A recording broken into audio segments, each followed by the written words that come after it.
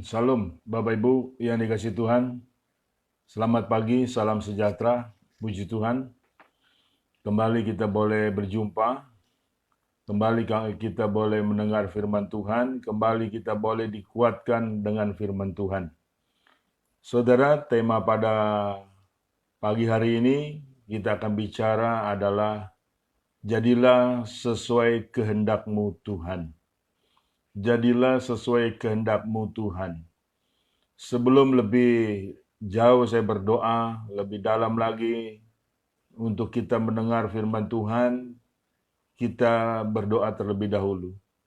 Bapa Surgawi, dalam nama Tuhan Yesus, Allah yang kami sembah, terpujilah nama Tuhan.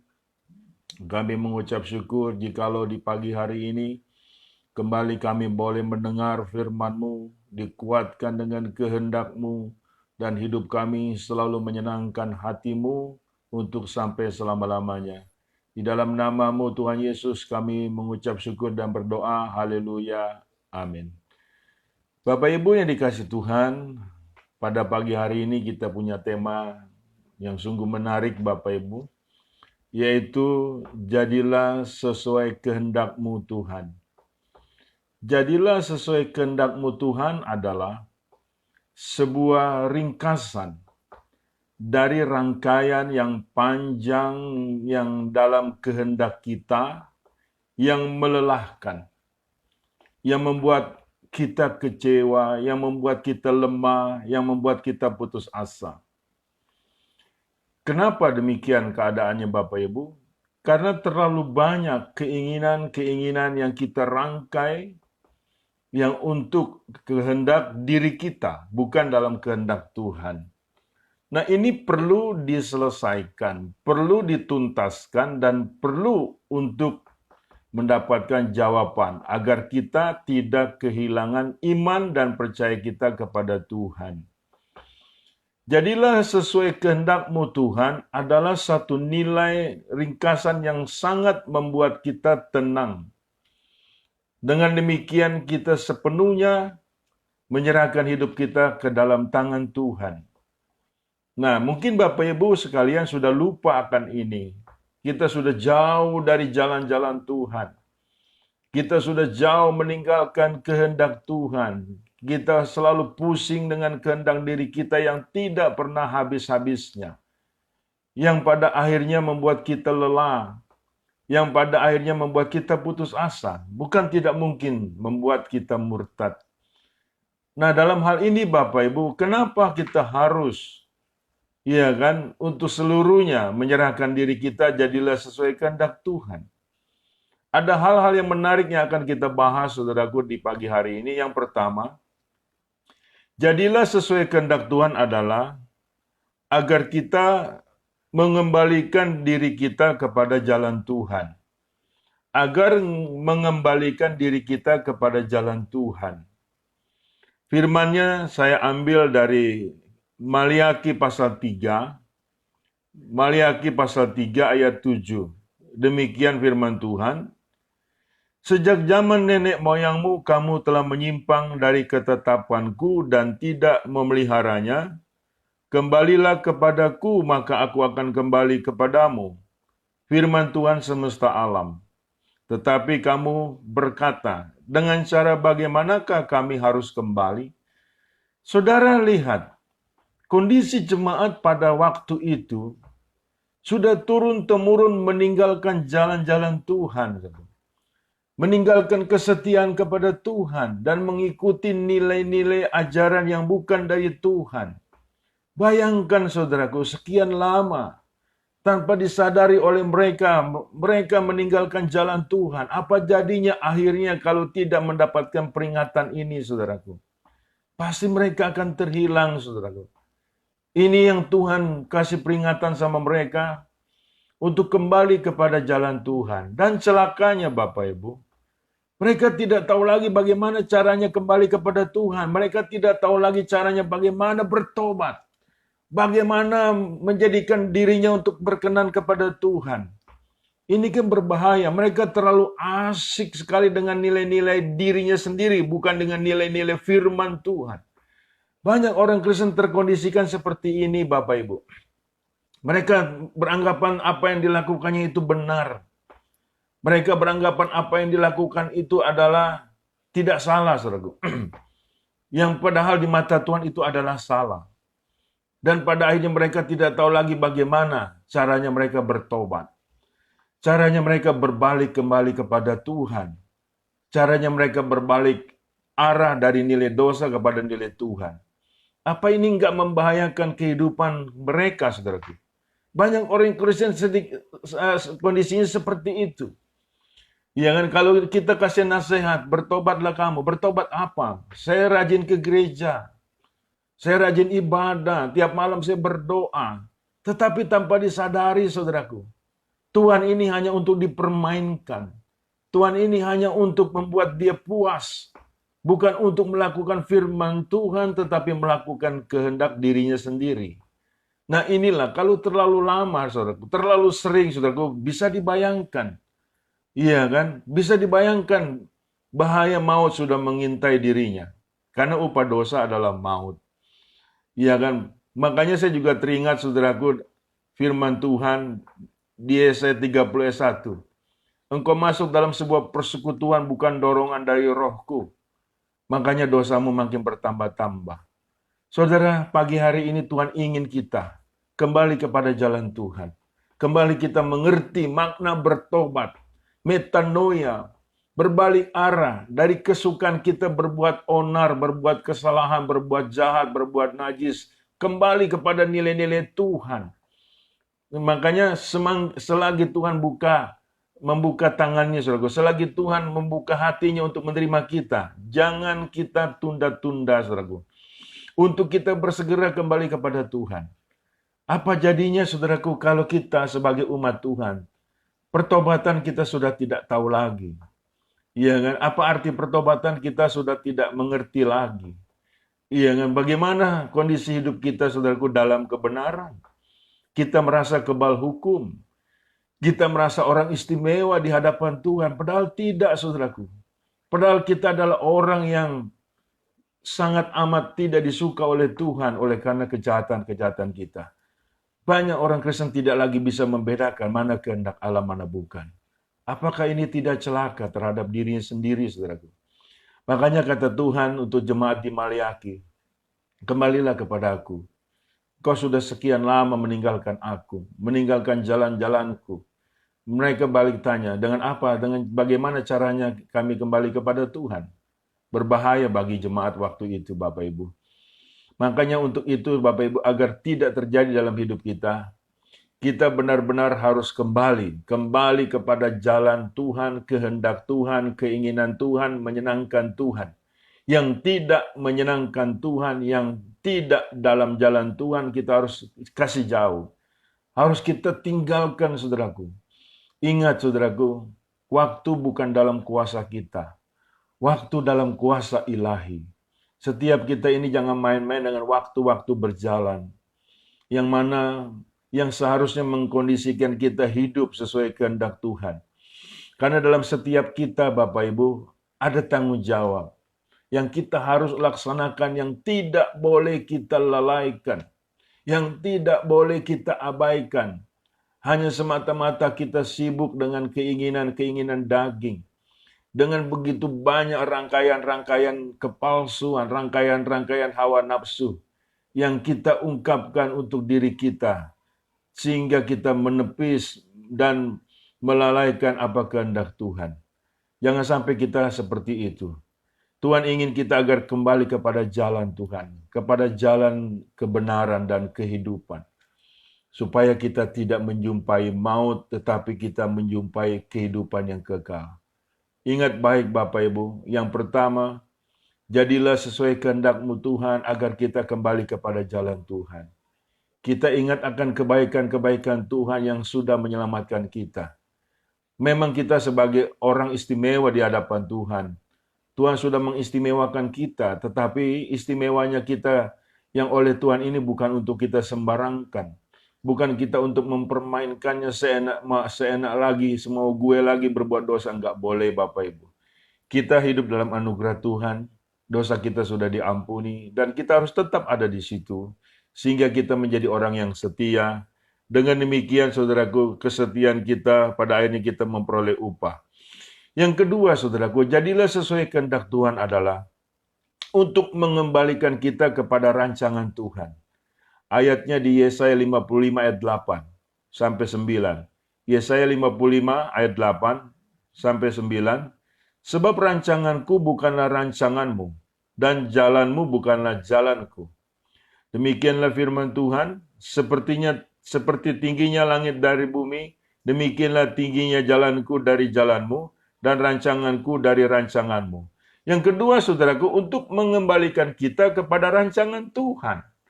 Saudara, kita dirancang Tuhan untuk hidup dalam damai sejahtera. Kenapa kita pada akhirnya hidup kebalikan dari hal itu? Karena ini ulah kita sendiri. Karena kita punya rancangan-rancangan yang kita anggap itu baik. Padahal itu adalah yang menjerumuskan kita kepada bukan rancangan Tuhan. Menjerumuskan kita kepada jauh daripada rancangan Tuhan. Sehingga kita memperoleh nilai keterkutukan. Yeremia 17 ayat 5. Terkutuklah orang mengandalkan manusia, mengandalkan dirinya sendiri dan hatinya jauh daripada Tuhan. Kita harus kembali kepada rancangan Tuhan. Rancangan Tuhan adalah damai dan sejahtera, bukan rancangan kecelakaan, saudaraku. Rancangan Tuhan ini, saudaraku, sungguh luar biasa. Seperti tingginya langit dari bumi, demikian tingginya jalanku dari jalanmu dan rancanganku dari rancanganmu. Supaya kita hidup tidak lelah, Bapak Ibu. Hiduplah dalam rancangan Tuhan. Sehingga kita membuat diri kita ini aman, saudaraku. Membuat diri kita ini nyaman, saudaraku. Kalau orang mau diatur sama Tuhan, saudaraku, dan kita setia merendahkan diri kita di situ, Bapak Ibu. Jangan memikirkan nilai-nilai apa kebutuhan kita. Bahkan kebutuhan-kebutuhan kita yang kita tidak pernah pikirkan, saudaraku, itu yang Tuhan sediakan. Ya kan, saudaraku? Seperti dalam 1 Korintus 2 ayat 9 dikatakan, apa yang tidak pernah dilihat oleh matamu, apa yang tidak pernah didengar oleh telingamu, apa yang tidak pernah timbul dalam hatimu, itu yang Tuhan sediakan bagi orang-orang mengasihi Dia. Kembalilah kepada rancangan Tuhan yang jauh lebih hebat, jauh lebih luar biasa, jauh lebih dahsyat, Bapak Ibu, ketimbang engkau dengan rancanganmu yang membuat engkau jauh daripada Tuhan, yang bukan tidak mungkin kau akan meninggalkan Tuhan, sehingga memunculkan nilai-nilai kekecewaan. Makanya pada saat kita merasa bahwa ini gagal, itu gagal, Bapak Ibu, kita introspeksi. Iya kan? Itu pasti hidup kita bukan dalam rancangan Tuhan. Kita ingin mencoba dengan kekuatan kita sendiri berjalan. Kita ingin mencoba dengan kepintaran kita sendiri berpikir. Tidak bisa, saudaraku. Kita harus kembali kepada rancangan Tuhan yang damai sejahtera, yang membuat kita berkemenangan, yang membuat kita di dalam nilai-nilai kesempurnaan Kristus. Rancangan Tuhan adalah rancangan damai sejahtera, bukan rancangan kecelakaan. Mari kita kembali kepada rancangan Tuhan yang sungguh luar biasa, Bapak Ibu, yang membuat kita, saudaraku, aman, sejahtera, sentosa selama-lamanya. Ya kan, saudaraku, masalah boleh ada, persoalan boleh ada, tidak ada yang gagal dalam rancangan Tuhan. Rancangan Tuhan tidak pernah ada yang gagal. Ingat baik itu, Bapak Ibu, camkan itu baik-baik, bahwa rancangan Tuhan ini selalu terjadi akan hidup kita. Yang penting di sini kita jangan menolak. Yang penting di sini kita jangan menyimpang, saudaraku, akan rancangan Tuhan. Sehingga kita hidup oleh karena kehendak Tuhan. Hidupku bukan aku lagi, tapi Kristus Yesus di dalamku. Dan yang ketiga, saudaraku, mengembalikan kita kepada kehendak Tuhan. Mengembalikan kita kepada kehendak Tuhan, jadilah sesuai kehendakmu. Kita lihat di Lukas 22, saudaraku. Lukas 22 ayat 39. Demikian firman Tuhan. Lalu pergilah Yesus keluar kota, dan sebagaimana biasa ia menuju Bukit Zaitun. Murid-muridnya juga mengikuti dia. Setelah tiba di tempat itu, ia berkata kepada mereka, berdoalah supaya kamu jangan jatuh ke dalam pencobaan. Kemudian ia menjauhkan diri dari mereka, kira-kira seperlempar batu jaraknya. Lalu ia berlutut dan berdoa, katanya, ya Bapakku, jikalau engkau mau, ambillah cawan ini daripadaku. Tetapi bukanlah kehendakku, melainkan kehendakmu lah yang terjadi. Maka seorang malaikat dari langit menampakkan diri kepadanya untuk memberikan kekuatan kepadanya. Ia sangat ketakutan dan makin bersungguh-sungguh berdoa. Peluhnya menjadi seperti titik-titik darah yang bertetesan ke tanah. Lalu ia bangkit dari doanya dan kembali kepada murid-muridnya, tetapi ia mendapati mereka sedang tidur karena duka cita. Katanya kepada mereka, "Mengapa kamu tidur? Bangunlah dan berdoalah, supaya kamu jangan jatuh ke dalam pencobaan." Bapak Ibu, ini pun kita dalam hal rancangan Tuhan, dalam hal kehendak Tuhan, dicontohkan oleh kondisi Yesus Kristus sebagai manusia. Dia sebagai manusia, saudaraku, mengalami nilai ketakutan. Karena dia tahu persis bahwa apa yang akan terjadi terhadap dirinya. Secara manusia dia ingin terhindar dari hal ini. Makanya dia bilang, "Bapa, kalau boleh berlalu cawan ini daripadaku." Tapi dia kembalikan kepada kehendak Bapa. Kehendak Bapa, Bapak Ibu, itu jauh lebih hebat daripada kehendak diri kita, saudaraku. Jangan berontak. Setiap kita ada tanggung jawab, saudaraku, dalam hal kehendak Bapa. Dalam hal keinginan Tuhan, saudaraku. Dan inilah harus kita kembalikan kepada nilai itu. Iya kan? Nah, pantasan, saudaraku, dalam kita menderita seringkali seperti tidak ada habisnya. Penderitaan ini yang membawa nilai keputusasaan. Sebetulnya, saudaraku, penderitaan ini membawa kemenangan. Kenapa? Karena semuanya kita pulangkan kembali kepada kehendak Bapa. Demikian pula apa yang dilakukan Yesus Kristus. Dia katakan, "Bapa, kalau boleh cawan ini berlalu daripadaku. Tapi bukan kehendakku yang jadi. Kehendakmu saja yang jadi." Sungguh luar biasa, saudaraku. Di dalam kelemahan kita, di dalam kesakitan kita, di dalam persoalan kita, ingat baik, katakan dengan imanmu, "Bapa, jadilah sesuai kehendakmu." Kehendak Bapa adalah untuk kita menjadi baik, untuk kita dalam kemuliaannya, untuk kita di dalam kemenangan yang Tuhan sudah atur sedemikian rupa.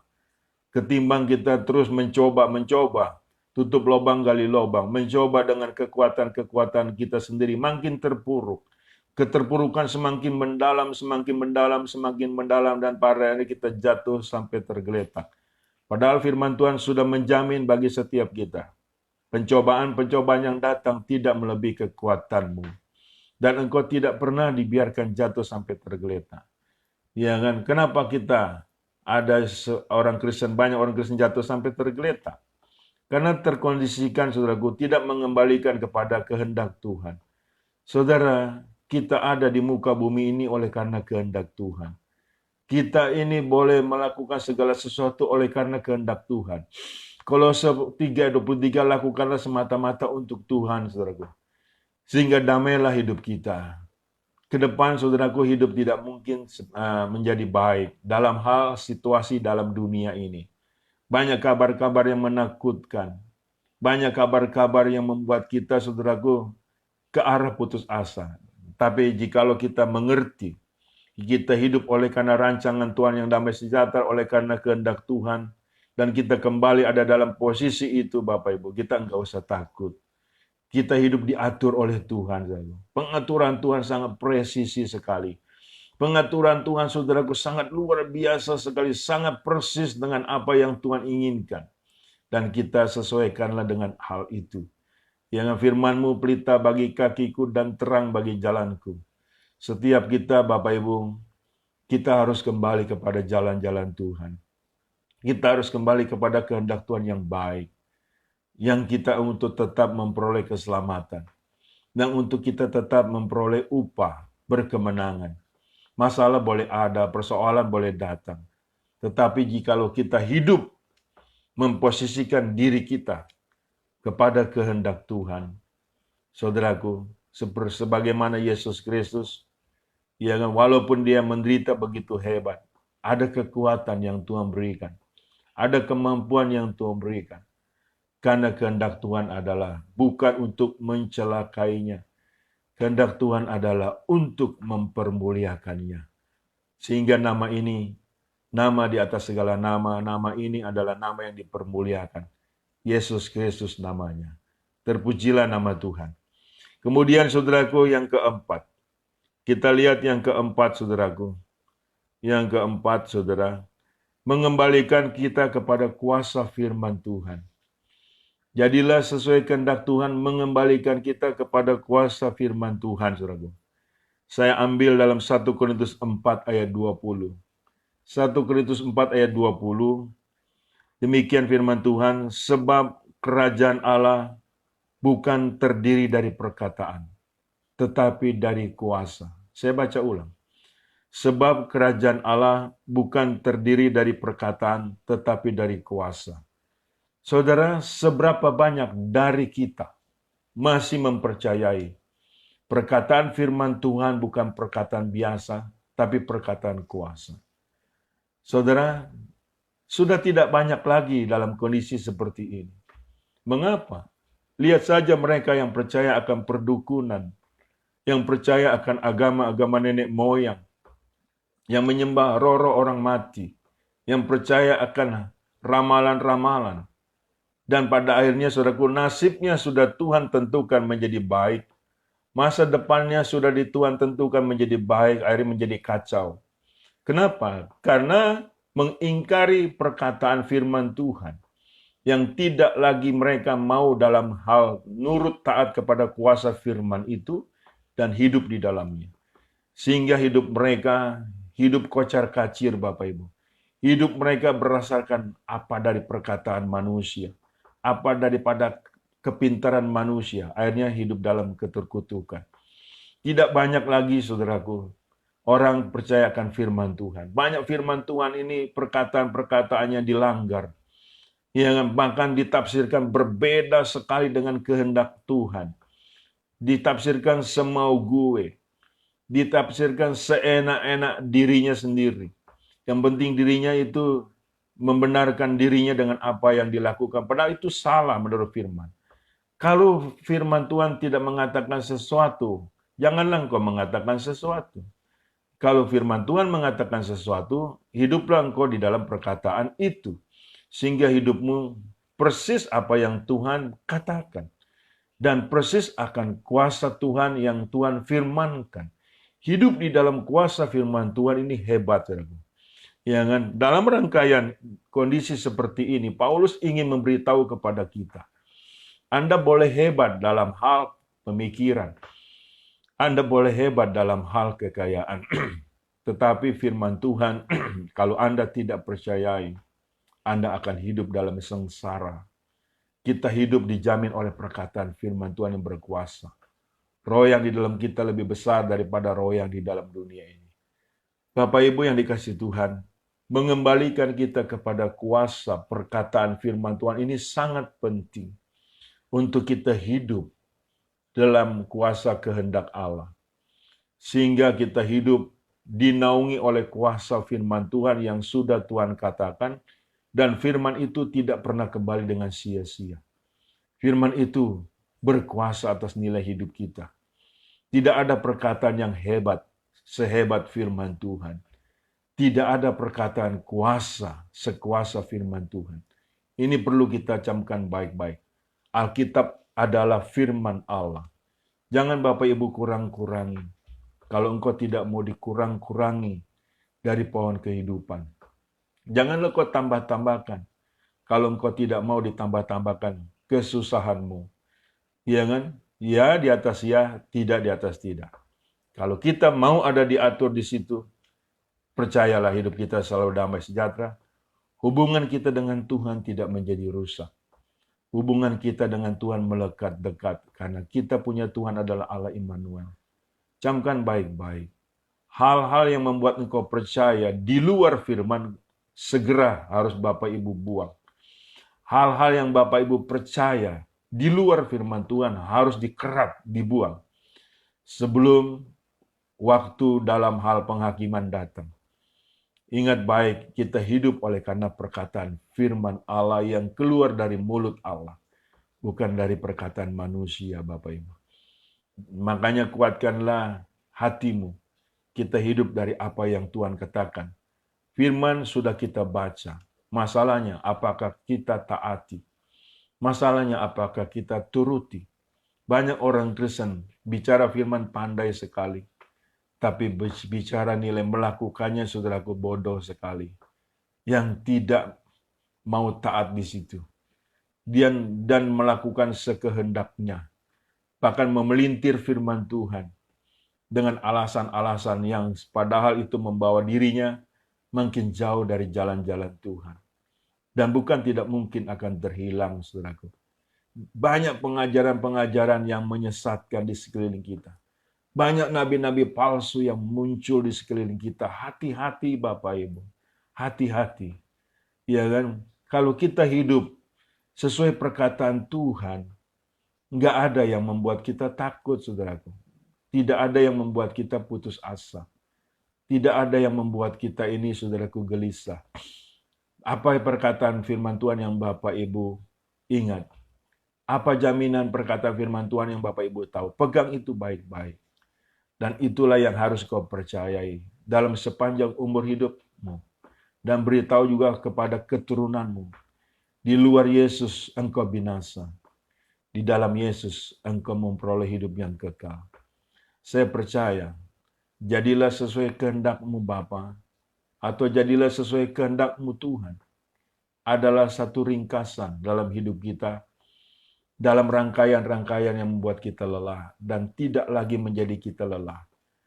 Karena kita hidup hanya satu tujuan kita.